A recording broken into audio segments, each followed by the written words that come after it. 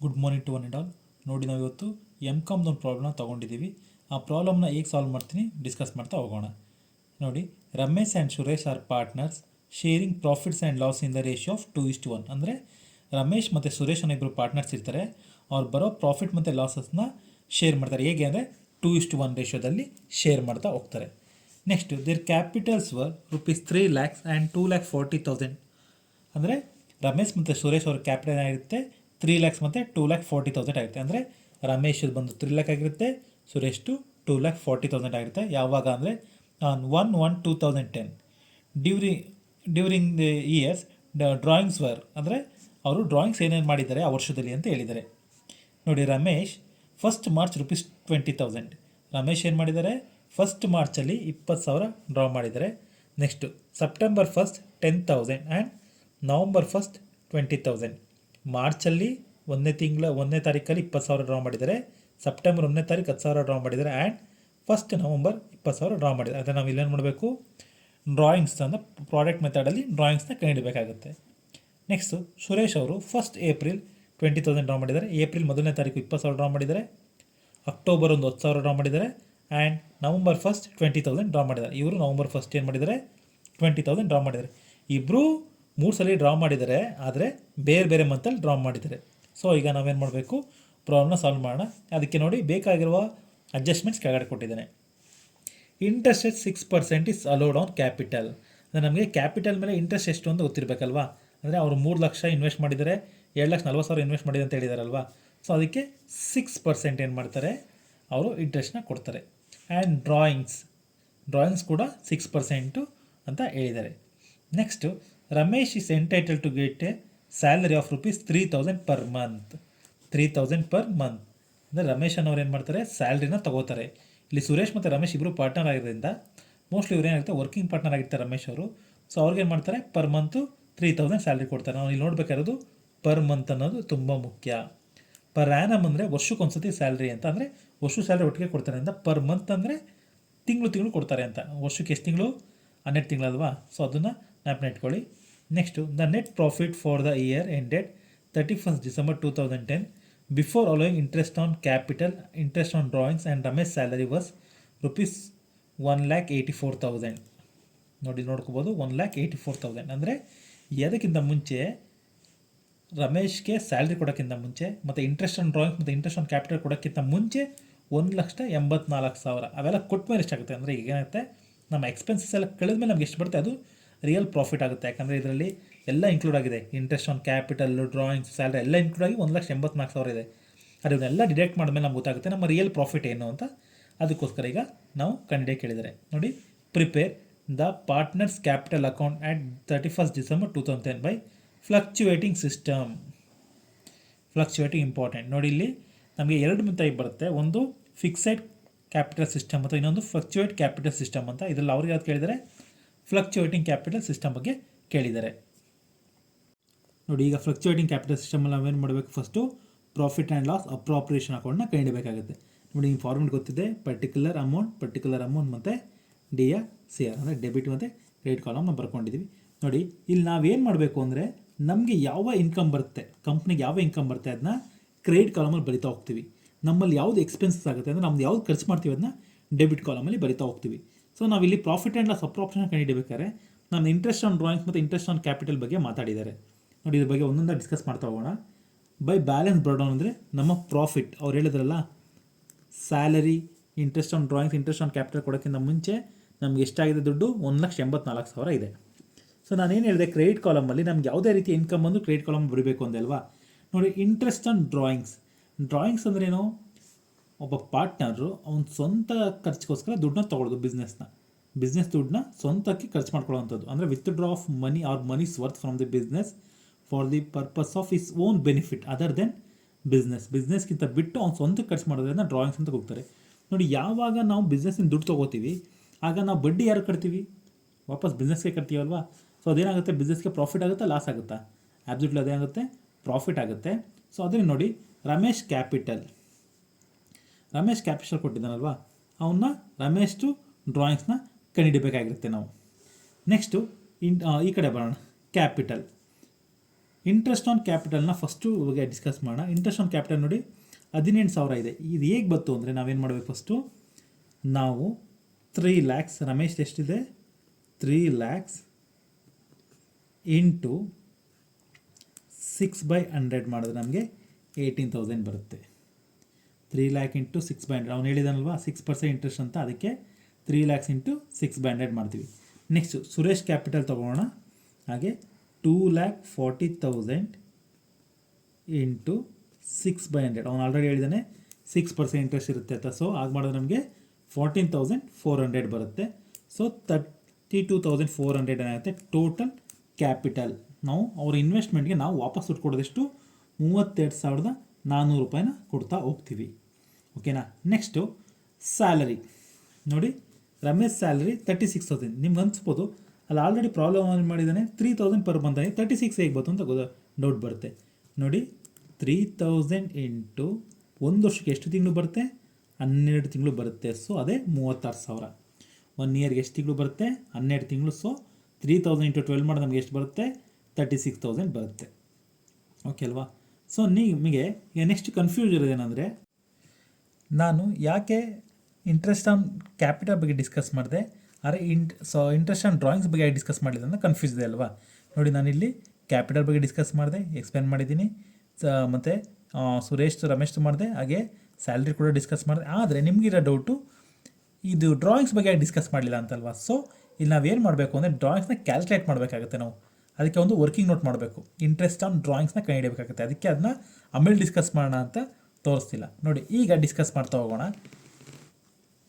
Interest on drawings ಬಗ್ಗೆ.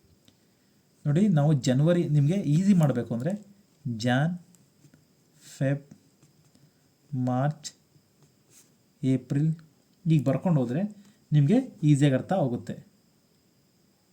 Okay ಅಲ್ವಾ. So ನಾವಿಲ್ಲಿ ಏನು ಮಾಡಬೇಕು ಅಂದರೆ ಇದು ರಮೇಶ್ದಲ್ಲ, ಸುರೇಶ್ ಅವ್ರದ್ದೇನಾಗುತ್ತೆ ನೋಡಿ, ಏಪ್ರಿಲಿಂದ ಸ್ಟಾರ್ಟ್ ಮಾಡಬೇಕು. ಏಪ್ರಿಲ್ನ ಅಂದರೆ 9 ತಿಂಗಳು ಇಂಟ್ರೆಸ್ಟ್ ಪೇ ಮಾಡ್ತಾರೆ ಅವರು. ನಾವು ಲೆಕ್ಕ ಹಾಕ್ಬೋದು. ಏಪ್ರಿಲ್ 1 ಇರೋದ್ರಿಂದ ಅವ್ರದ್ದು April, May, June, July, August, September, October, November, December ಒಟ್ಟು 9 ತಿಂಗಳು ನಾವು ಇಂಟ್ರೆಸ್ಟ್ನ ಪೇ ಮಾಡಬೇಕಾಗುತ್ತೆ. ಸೊ 20,000 ಇಂಟು 9 ಮಾಡಿದ್ರೆ 1,80,000 ಬರುತ್ತೆ. ಇದು ಅವರ ಟೋಟಲ್ ಪ್ರಾಡಕ್ಟ್.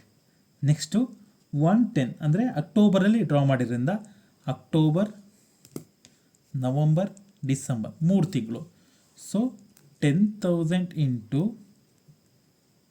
3, ಸೊ 30,000 ಆಗುತ್ತೆ. ನೆಕ್ಸ್ಟ್ ಏನಾಗುತ್ತೆ ಅವ್ರು ಹೇಳಿರೋದು ನವಂಬರ್ 1, ನವಂಬರ್ ಮತ್ತು ಡಿಸೆಂಬರ್. ಸೊ 20,000 ಇಂಟು 2 ಮಾಡಿದ್ರೆ ನಮಗೇನು ಬರುತ್ತೆ 40,000. ಟೋಟಲಾಗಿ 2,50,000. ಅಂದರೆ ಸುರೇಶ್ ಅವರು ವಿತ್ಡ್ರಾ ಮಾಡಿರೋ ಟೋಟಲ್ ಎಷ್ಟು 2,50,000 ಆಗಿರುತ್ತೆ. ಈಗ ನಾವೇನು ಮಾಡಬೇಕಂದ್ರೆ ಮಾಮೂಲಿ ಫಾರ್ಮುಲಾ ಗೊತ್ತಿದೆಯಲ್ಲ ನಿಮಗೆ, product method formula. Interest on drawings is equal to total product into rate of interest into 1/12. So total product ಬಂದು 2,50,000 ಆಗುತ್ತೆ. ರೇಟ್ ಆಫ್ ಇಂಟ್ರೆಸ್ಟ್ ಆಲ್ರೆಡಿ ಅವನು ಹೇಳಿದ್ದಾನೆ, ಕ್ಯಾಪಿಟಲ್ ಮತ್ತು ಡ್ರಾಯಿಂಗ್ಸ್ ಎರಡಕ್ಕೂ 6% ಅಂತ. ಸೊ 1/12 ಫಾರ್ಮುಲಾ ತೊಗೊಂಡಾಗ ನಮಗೇನು ಬರುತ್ತೆ ಆನ್ಸರು 1,250. ಸುರೇಶ್ ಅವ್ರ ಡ್ರಾಯಿಂಗ್ಸ್ ಏನಾಗುತ್ತೆ 1,250. ನೋಡಿ ಅದೇ ಸುರೇಶ್ ಅವ್ರ ಡ್ರಾಯಿಂಗ್ಸು 1,250ನ ನಾವು ಇಲ್ಲಿ ಬರೆದಿರೋಂಥದ್ದು. ಓಕೆನಾ. ನೆಕ್ಸ್ಟು ನಾವು ರಮೇಶ್ ಅವ್ರ ಡ್ರಾಯಿಂಗ್ಸ್ ಬಗ್ಗೆ ಡಿಸ್ಕಸ್ ಮಾಡೋಣ. ಸ್ವಲ್ಪ ಕನ್ಫ್ಯೂಸ್ ಆಗಿದೆ. ರಮೇಶ್ ಅವ್ರ ಡ್ರಾಯಿಂಗ್ಸ್ ಬಗ್ಗೆ ಡಿಸ್ಕಸ್ ಮಾಡೋಣ.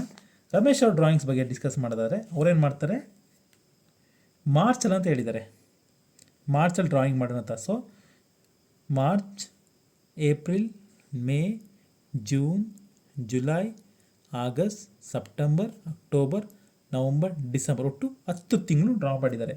ಸೊ 20,000 ಡ್ರಾಯಿಂಗ್ಸ್ ಅಮೌಂಟು ನಾನು ಪೇ ಮಾಡೋದು ಒಟ್ಟು 10 ತಿಂಗಳು ಪೇ ಮಾಡಬೇಕು. ಸೊ 2 lakhs ಆಗುತ್ತೆ. ನೆಕ್ಸ್ಟು ಅದೇ ಥರ ಅವ್ರೇನು ಮಾಡಿದ್ದಾರೆ ನೋಡಿ, ನೆಕ್ಸ್ಟು ನಾವು ಡ್ರಾಯಿಂಗ್ಸ್ ಮಾಡಿರೋಂಥದ್ದು ಯಾವಾಗ ಸೆಪ್ಟೆಂಬರ್. ನೋಡಿ ಸೆಪ್ಟೆಂಬರ್ 9ನೇ ತಿಂಗಳು ಬರುತ್ತೆ.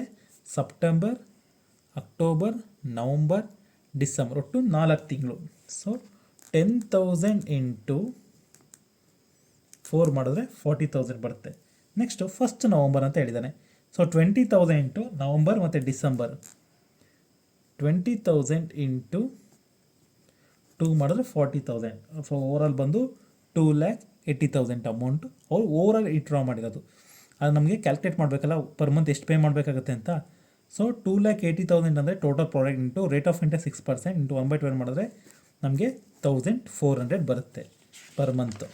ಅದನ್ನೇ ನಾವಿಲ್ಲಿ ಬರ್ತಿರೋ 1,400. ಸೊ ಈಗ ನಾವೇನು ಮಾಡೋಕ್ಕೆ ಓವರಾಲ್ ಟೋಟಲ್ ಮಾಡಿದಾಗ ನಮಗೆ 1,86,650 ರೂಪೀಸ್ ಬಂತು. ಎಲ್ಲಿ ಕ್ರೆಡಿಟ್ ಕಾಲಮಲ್ಲಿ ಅಂದರೆ ನಮ್ಮ ಇನ್ಕಮ್ ಬಂದು 1,86,650 ಇದೆ. ಸೊ ಅದನ್ನು ನಾವೆಲ್ಲ ಡಿಡಕ್ಟ್ ಮಾಡಬೇಕು. ಅಂದರೆ ಅವರು ರಮೇಶ್ಗೆ ಸ್ಯಾಲ್ರಿ ಕೊಟ್ಟರೆ ಡಿಡಕ್ಟ್ ಮಾಡಬೇಕು. ಅದಾದಮೇಲೆ ಅವ್ರದ್ದು ಇಂಟ್ರೆಸ್ಟ್ ಆನ್ ಕ್ಯಾಪಿಟಲ್, ಅವ್ರ ಕ್ಯಾಪಿಟಲ್ಗೆ ಇಂಟ್ರೆಸ್ಟ್ ಕೊಟ್ಟಿರೋಂತ ತೆಗಿಬೇಕು. ಮಿಕ್ಕಿದ್ದು ನಮಗೆ ಬಂದು 1,18,250 ರೂಪೀಸ್. ಅಂದರೆ ಎಲ್ಲ ಎಕ್ಸ್ಪೆನ್ಸಸ್ ಕಳೆದು ನಮ್ಮ ಪ್ರಾಫಿಟ್ ಆಲ್ರೆಡಿ 1,84,000 ಇತ್ತು. ಆಮೇಲೆ ಅವರು ಡ್ರಾಯಿಂಗ್ಸಿಂದ ಇಂಟ್ರೆಸ್ಟ್ ಕೊಟ್ಟಿದ್ದು 2,650 ರೂಪೀಸ್ ಓವರಾಲ್ ಇಬ್ಬರದ್ದು ಸೇರಿ. ಸೊ 1,86,650 ಬಂದಿತ್ತು. 1,86,650ಲಿ ನಾವು ಸ್ಯಾಲ್ರಿ ಕೊಟ್ಟ ಮೇಲೆ ಜೊತೆಗೆ ಅವ್ರಿಗೆ ಕ್ಯಾಪಿಟಲ್ ಕೊಟ್ಟ ಮೇಲೆ ಇಂಟ್ರೆಸ್ಟ್ ಕೊಟ್ಟ ಮೇಲೆ ನಮಗೆ ಮಿಕ್ಕಿರೋಂಥ ದುಡ್ಡನ್ನ ಅವರಿಬ್ಬರಿಗೂ ಡಿವೈಡ್ ಮಾಡ್ತೀವಿ. ಯಾವ ರೇಷೋದಲ್ಲಿ? 2:1 ರೇಷೋದಲ್ಲಿ, 2:1. ಸೊ 1,18,250 ಇಂಟು 2/3 ಮಾಡಿದಾಗ ನಮಗೆ 78,833 ಬರುತ್ತೆ. ಅದೇ ಥರ ಸುರೇಶ್ಗೂ ಅಷ್ಟೇ 1,18,250 ರೂಪೀಸ್ ಇಂಟು 1/3 ಮಾಡಿದಾಗ 39,470 ರೂಪೀಸ್ ಬರುತ್ತೆ. ಇದು ನಮ್ಮಿಬ್ಬರಿಗೆ ಅವರಿಬ್ಬರಿಗೆ ಬಂದಿರುವಂಥ ಪ್ರಾಫಿಟ್. ನೋಡಿ, ನೀವು ಇಲ್ಲಿ ಡಿಸೈಡ್ ಮಾಡಬೇಕಂದ್ರೆ ನಾವು ಟೋಟಲ್ ಡ್ರಾಯಿಂಗ್ಸ್ ಮತ್ತು ಟೋಟಲ್ ಕ್ಯಾಪಿಟಲ್ನ ಕ್ಯಾಲ್ಕುಲೇಟ್ ಮಾಡಬಾರ್ದು. ಯಾವಾಗ ನಾವು ಕ್ಯಾಪಿಟಲ್ನ ವಾಪಸ್ ಕೊಡ್ತೀವಿ ಅಂದರೆ ನಾವು ಕಂಪ್ನಿನ ಕ್ಲೋಸ್ ಮಾಡ್ತಾ ಇದ್ದೀವಿ ಅಂತ ಅರ್ಥ. ಸೊ ಇಲ್ಲೇನಾಗ್ತಾ ಇದೆ, ಕಂಪ್ನಿನ ಕ್ಲೋಸ್ ಮಾಡ್ತಾಯಿಲ್ಲ, ಫ್ಲಕ್ಚುಯೇಟಿಂಗ್ ಮೆಥಡಲ್ಲಿ ಅವ್ರದ್ದು ಬಗ್ಗೆ ಎಷ್ಟು ಕ್ಯಾಪಿಟಲ್ ಅಂತ ಕಂಡುಹಿಡ್ತಾ ಇದ್ವಿ. ಸೊ ಅದರಿಂದ ನಾವು ಇಲ್ಲಿ ಕ್ಯಾಪಿಟಲ್ ಮತ್ತು ಡ್ರಾಯಿಂಗ್ಸ್ನ ತೊಗೊಳೋಗಿಲ್ಲ. ಓನ್ಲಿ ಇಂಟ್ರೆಸ್ಟ್ ಆನ್ ಡ್ರಾಯಿಂಗ್ಸ್ ಮತ್ತು ಇಂಟ್ರೆಸ್ಟ್ ಆನ್ ಕ್ಯಾಪಿಟಲ್ ಮಾತ್ರ ಕನ್ಸಿಡರ್ ಮಾಡಬೇಕಾಗುತ್ತೆ. ಓಕೆನಾ? ನೆಕ್ಸ್ಟ್ ಈಗ ನಾವು ಕ್ಯಾಪಿಟಲ್ ಸಿಸ್ಟಮಲ್ಲಿ ಹೋಗೋಣ. ನೋಡಿ, ಪಾರ್ಟ್ನರ್ಸ್ ಕ್ಯಾಪಿಟಲ್ ಅಕೌಂಟ್ ಅಲ್ಲಿ ಬಂದಾಗ ಡೆಬಿಟರ್ಸ್ ಇಂಟ್ರೆಸ್ಟ್ ಆನ್ ಡ್ರಾಯಿಂಗ್ಸ್, ಅವ್ರಿಗೆ ಡ್ರಾಯಿಂಗ್ಸ್ ಎಷ್ಟಿದೆಯಲ್ವ ನಾವು ಆಲ್ರೆಡಿ ಕಂಡುಹಿಡಿದಿದ್ವಿ. ರಮೇಶ್ಗೆ 1,400, ಸುರೇಶ್ಗೆ 1,250 ಕೊಡಬೇಕು ಅಂತ. ನೆಕ್ಸ್ಟು ಈ ಕಡೆ ಬಂದಾಗ ನಾವು ಬ್ಯಾಲೆನ್ಸ್, ಅವರ ಕ್ಯಾಪಿಟಲ್ ಇನ್ವೆಸ್ಟ್ಮೆಂಟ್ ಎಷ್ಟು? 3 ಲ್ಯಾಕ್ ರಮೇಶ್ದು, ಸುರೇಶ್ದು 2,40,000. ನೆಕ್ಸ್ಟು ಸ್ಯಾಲ್ರಿ, ನಾವು ರಮೇಶು ಮಾತ್ರ ಸ್ಯಾಲ್ರಿ ಕೊಡ್ತಾಯಿದ್ವಿ 36,000. ನೋಡಿ, ಸುರೇಶ್ಗೆ ಸ್ಯಾಲ್ರಿ ಇಲ್ಲ, ಅದಕ್ಕೆ so nil. Next interest on capital ಬಂದು 18,000 ರಮೇಶ್ಗೆ, 14,400 ಸುರೇಶ್ಗೆ ಬರುತ್ತೆ. ನೆಕ್ಸ್ಟು ಪ್ರಾಫಿಟ್ ಆ್ಯಂಡ್ ಲಾಸನ್ನು ನಾವು ಆಲ್ರೆಡಿ ಕಂಡಿಡಿದ್ವಲ್ಲ, ಈಗ ಜಸ್ಟ್ ಕಂಡಿಡಿದ್ವಲ್ಲ, ಆ ಅಮೌಂಟ್ ಬಂದು 78,833 ರಮೇಶ್ಗೆ, ಸುರೇಶ್ಗೆ 39,417 ಬರುತ್ತೆ. ಸೊ ನಾವು ಈಗೇನು ಮಾಡೋಕ್ಕಂದ್ರೆ ಇವೆರಡನ್ನೂ ಟೋಟಲ್ ಮಾಡಬೇಕಾಗುತ್ತೆ. ಯಾವ ಕಡೆ ಜಾಸ್ತಿ ಬರುತ್ತೆ ಅಂದರೆ ಕ್ರೆಡಿಟ್ ಕಡೆ ಜಾಸ್ತಿ ಬರುತ್ತೆ, ಡೆಬಿಟ್ ಕಡೆ ಜಾಸ್ತಿ ಬಂದು ಚೆಕ್ ಮಾಡಿದಾಗ ನಮ್ಗೆ ಗೊತ್ತಾಗಿದ್ದು ಕ್ರೆಡಿಟ್ ಕಾಲಮಿಗೆ ಜಾಸ್ತಿ ಅಮೌಂಟ್ ಇದೆ ಅಂತ. ಅಂದರೆ ನಮ್ಮ ಹತ್ರ ಜಾಸ್ತಿ ಅಮೌಂಟ್ ಇದೆ. ಅಮೌಂಟ್ನ ನಾವು ಲೆಸ್ ಮಾಡಿದಾಗ ಅಂದರೆ ನಾವು ಅವ್ರಿಗೆ ಇಂಟ್ರೆಸ್ಟನ್ನು ಕೊಟ್ಟಾಗ ಇನ್ನು ರಿಮೈನಿಂಗ್ ಇದೆಯಲ್ಲ, ಅವ್ರ ಡ್ರಾಯಿಂಗ್ಸ್ನ ಮೈನಸ್ ಮಾಡಿದಾಗ ಅವರ ಕ್ಯಾಪಿಟಲ್ ಇನ್ವೆಸ್ಟ್ ಬಂದು ಇನ್ನೂ ಇಷ್ಟಿದೆ. ಎಷ್ಟು? 4,31,433. ರಮೇಶಲ್ಲಿದೆ 2,95,567 ರೂಪೀಸ್ ಏನಿದೆ ನಮ್ಮ ಇವ್ರ ಅಕೌಂಟಲ್ಲಿ ಬ್ಯಾಲೆನ್ಸ್ ಇದೆ ಅಂತ ಗೊತ್ತಾಗ್ತಾಯಿದೆ. ಇದನ್ನು ನಾವು ಈಗ ಕಂಡುಹಿಡ್ತಿರೋ ಅಂಥದ್ದು. ನೋಡಿ, ಇದು ಪಾರ್ಟ್ನರ್ಸ್ ಕ್ಯಾಪಿಟಲ್ ಅಕೌಂಟ್. ಪ್ರೆಸೆಂಟ್ಲಿ ಅವ್ರ ಹತ್ರ ಇಷ್ಟು ಅಮೌಂಟ್ ಇದೆ. ಓಕೆನಾ? ನೋಡಿ, ನಾನು ಡೌಟ್ಸ್ ಇದ್ದರೆ ಒಂದು ಮೆಸೇಜ್ ಮಾಡಿ, ನಾನು ಅದಕ್ಕೆ ಕ್ಲಿಯರ್ ಮಾಡಿಕೊಡ್ತೀನಿ. Thank you.